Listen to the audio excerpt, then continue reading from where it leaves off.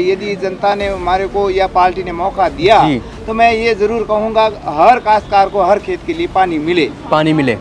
जैसलमेर में पूरे एरिया में पानी दे दिया, यहाँ देने में कोई बड़ी बात नहीं। इन्होंने हमारे यहाँ महाविद्यालय खोला तो 3 साल हो गए, पर वहाँ नियमित कभी कक्षा नहीं लगती है, क्लासेस लगती नहीं है और कोई बिल्डिंग नहीं बनी। ये हमेशा कहते हैं विकास विकास, पूरी की पूरी सड़कें टूटी हुई है। ये पूरी की पूरी हम जाते कहीं किसी रास्ते से निकल जाओ रोडें टूटी हुई है, पर लाइट आती नहीं है। पहले वसुंधरा की सरकार थी तो लोग ढाणियों में रहते थे तो उनका कहना था लाइट जाती नहीं है, तो उन्होंने क्या है 4 साल तो कुछ किया नहीं। लोगों को पता है कब चुनाव है, अब लास्ट में ये घोषणा कर रहे हैं जो अपन लोभ दे रहे हैं उससे कुछ होने वाला नहीं। पहले मैं 2005 के अंदर सरपंच बना, उस समय हर ग्राम पंचायत में लगभग 3-4 करोड़ का बजट आता था। अच्छा, अब मात्र 20 लाख रुपए आते, 20-22 लाख रुपए एक ग्राम पंचायत में। अच्छा, बीजेपी इस बार जो है चेहरा स्पष्ट नहीं कर रही है मुख्यमंत्री का, वो कहीं ना कहीं भारतीय जनता पार्टी में तो मोदी सब कुछ है। मैं तो यही कहूंगा कि यहाँ जब किसी को भी टिकट दे कम से कम 10-15% तो मोदी के नाम से वोट पड़ेंगे। अच्छा, भाजपा पहले ही किसी मुख्यमंत्री का चेहरा भी स्पष्ट कर दे तो शायद 10-15% जो है 20-25% हो जाए। यदि पिछली बार भी इशारा नहीं करते तो भारतीय जनता पार्टी की सरकार बनती।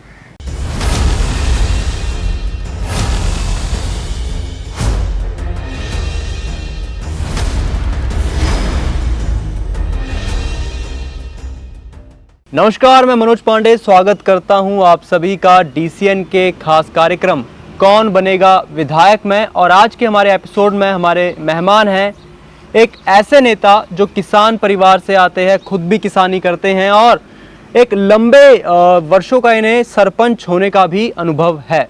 मैं स्वागत करना चाहूँगा पचपदरा में दौलाराम जी पटेल का। तो सर, सबसे पहले आपका स्वागत है हमारे कार्यक्रम में और धन्यवाद अपना एक कीमती समय देने के लिए।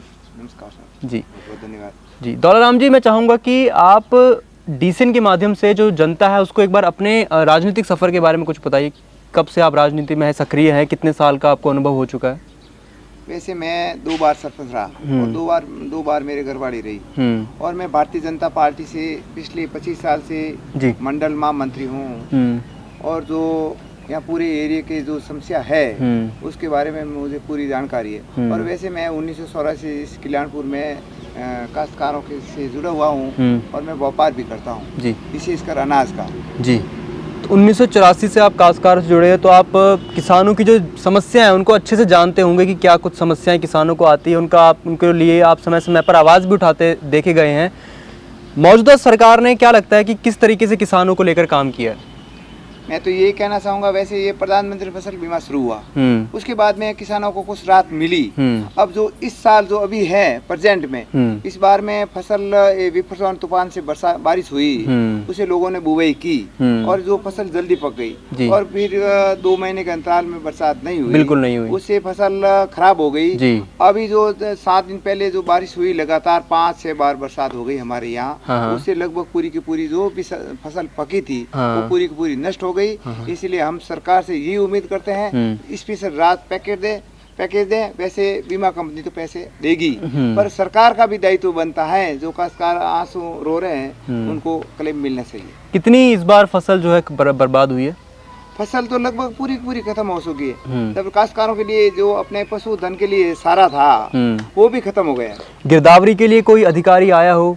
अभी 3-4 दिन से जो पटवारी घूम रहे हैं उन्होंने किए, पर जो आज क्या है हम धरना देने के लिए गए थे तो उन्होंने एक अखबार में न्यूज आई यहाँ का लगभग 30 से 40% जो प्रेस नोट तहसीलदार ने जारी किया था, तो उस संबंध में हमने तहसीलदार को पुनः ज्ञापन दिया कि आपने 100% खराब हुआ, आपने 30% कैसे दे दिया।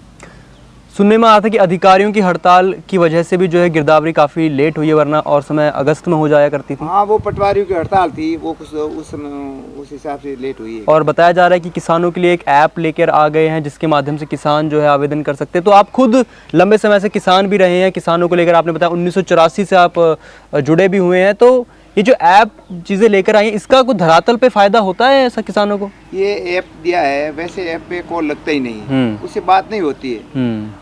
उसे दिया है हमारे को नंबर, पर वो उस पे किसी की बात नहीं होती। अच्छा, तो और आप यहाँ से दावेदारी कर रहे हैं और पचपदरा में आपको क्या कुछ समस्या लगती है, किन कुछ मुद्दों के साथ इस बार आप चुनाव के लिए जो है टिकट के लिए मांग कर रहे हैं?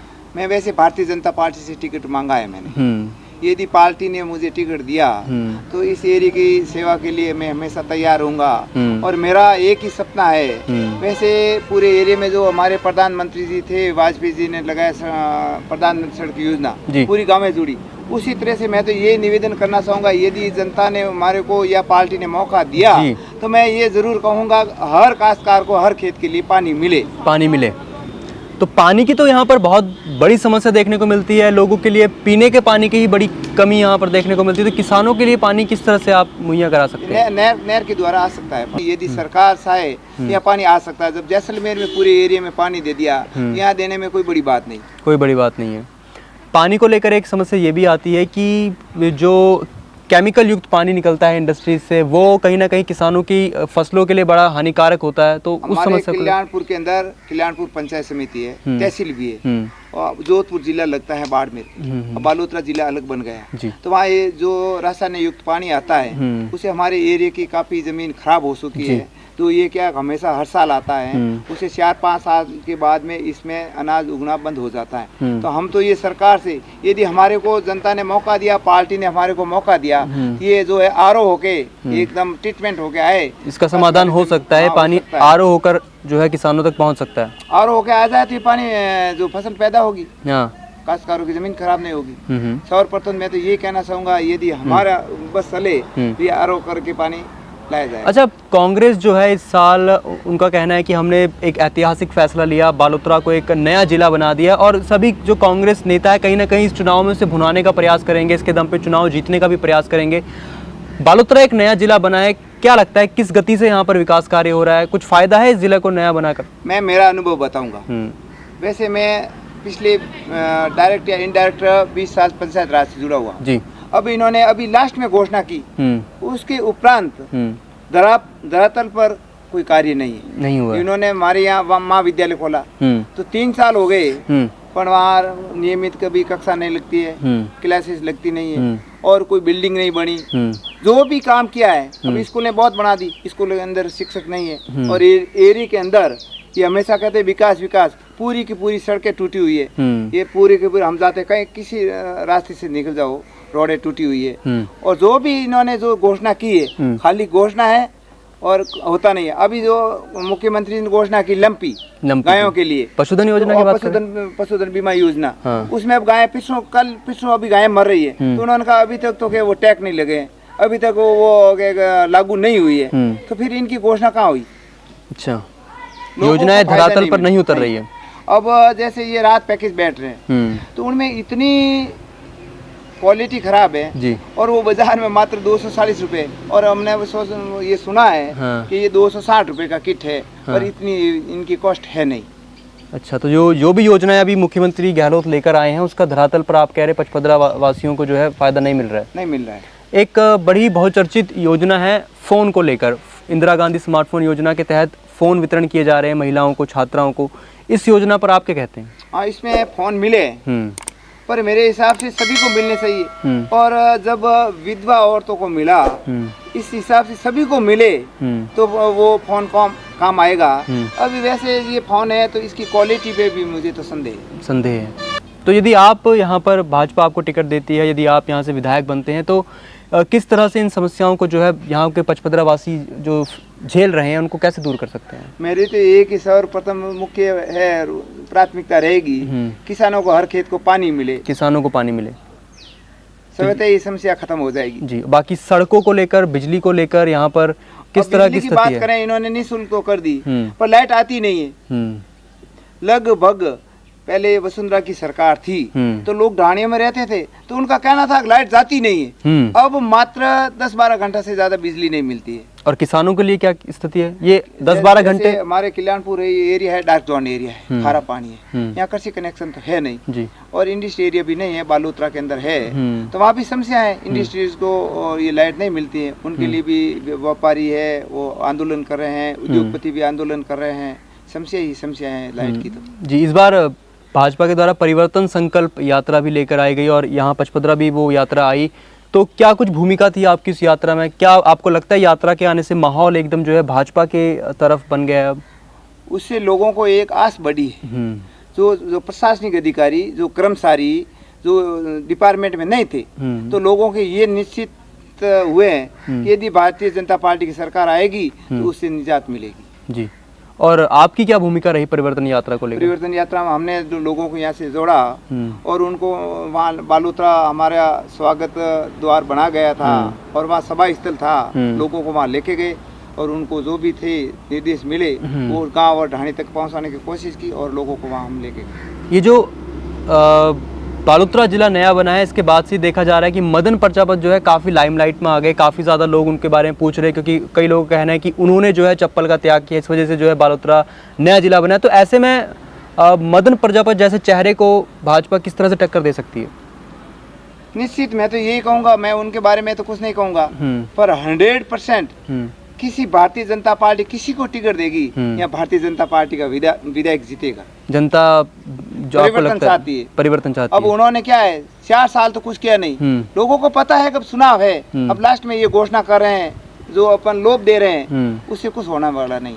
दौलतराम जी, आप खुद एक सरपंच है, आपकी पंचायत में कई सरकारी स्कूल होंगे, क्या स्थिति है वहाँ पर, किस तरह से शिक्षा का चल रहा है वहाँ पर?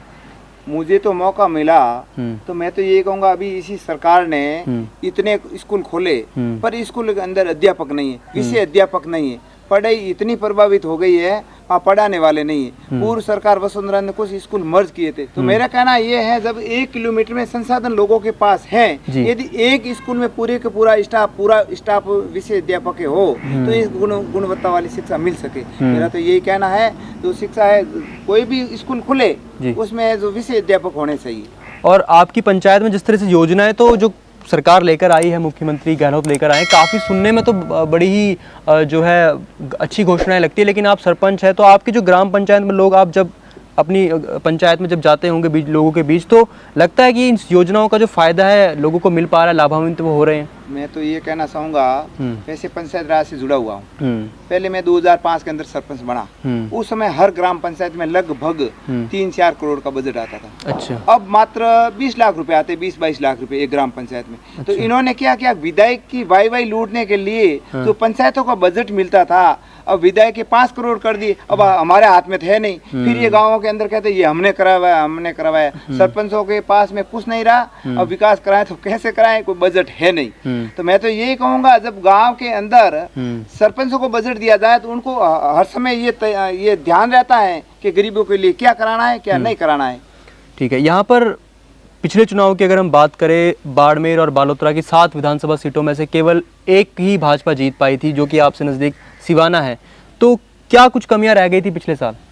उसमें कुछ सरकार से लोगों की एलर्जी हो गई थी, और वैसे हमारे पचपदरा तो मात्र 2300 समथिंग वोटों से हारे थे, तो उसमें कुछ न कुछ कमी रही, इसीलिए हार गए। बाकी एक टक्कर थी तो स्पष्ट कांग्रेस को भी बहुमत नहीं मिला, बहुमत से नहीं जीती आप कह रहे हैं। तो इस बार वो उस कमियों को कैसे दूर किया जाएगा? लोगों के पास गए, लोग तो उतावले हैं, भारतीय जनता पार्टी को जिताएंगे निश्चित।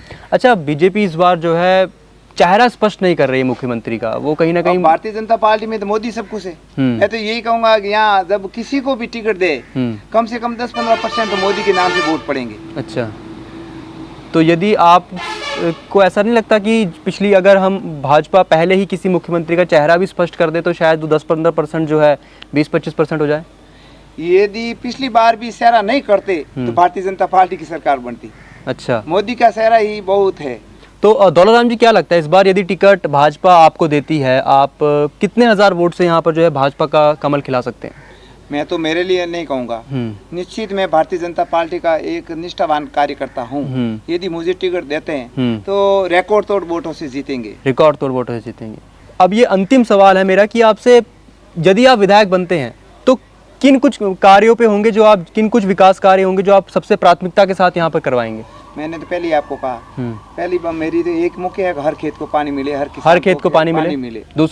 दूसरा मेरा रहेगा, वैसे मैं सरपंच हूँ, इसलिए जो गरीब को गणेश मान के कार्य करूंगा, और जो रोड़े के है वो कार्य रोड़े हैं, चिकित्सा है, चिकित्सालय है, और जो दौलतराम जी, आप बात कर रहे हैं कि गरीब को गणेश मानकर काम किया जाएगा, मगर चुनाव से पहले हर नेता यही कहता है कि गरीब को गणेश मानकर काम किया जाएगा, लेकिन जैसे ही वो चुनाव जीतकर विधायक बन जाते हैं तो फिर वो जनता से दूरी बना लेते हैं, ऐसा देखने को मिलता है। आप ये जनता का विश्वास कैसे जीतेंगे कि मैं यदि बन भी गया विधायक तो भी मैं आपके बीच ही रहूँगा। आप जब कभी मुझे फ़ोन करेंगे, जब कभी मेरे दरवाजे पर आएंगे तो दरवाजे खुलेंगे। मैं वैसे कल्याणपुर ग्राम पंचायत सरपंच हूँ, 100 बार लगातार जीता हूँ जी। जो मैं बात कहता हूँ वो जी। पूरी करने की कोशिश करता हूँ, जी। झूठा वादा करता नहीं हूँ। और वो जो भी कार्य होता है एकदम लगन से करता हूँ और पूरे एरिया के अंदर मेरी पैठ है जी। तो ये थे पचपदरा से दौलाराम जी पटेल, जिनका ये कहना है कि इस बार यदि पार्टी इन्हें टिकट देती है और ये यहाँ से विधायक अगर बनते हैं, जनता का समर्थन इन्हें मिलता है, तो खासकर ये किसानों के लिए तो काम करेंगे ही। साथ में बिजली, पानी, सड़क जैसे, शिक्षा जैसे मुद्दों पर भी ये अपना पूरा प्रयास करेंगे कि कैसे बेहतर किया जाए। और साथ में इनका ये कहना है कि इस बार भाजपा पचपदरा में रिकॉर्ड तोड़ वोटों से जीतेगी। आपको क्या लगता है नीचे कमेंट सेक्शन में ज़रूर बताएं। आप दौलाराम जी को विधायक के रूप में देखना चाहते हैं तो वो भी आप नीचे कमेंट सेक्शन में ज़रूर बताएं। आपने इनके पूरी विचारों को समझा, जाना, तो अब आपका ये फ़र्ज़ बनता है कि आप इस वीडियो को ज़्यादा से ज़्यादा जो है पचपदरा वासियों तक शेयर ज़रूर करें, ताकि उनको पता लगे कि उन मतदाताओं तक ये जानकारी पहुँचे कि उनके सामने जो जो नेता खड़े हैं उनमें से किस किस नेता के पास क्या कुछ प्लान है एक मतदाता के लिए। अब मिलेंगे एक नए कार्यक्रम में एक नए मेहमान के साथ। नमस्कार, जय हिंद।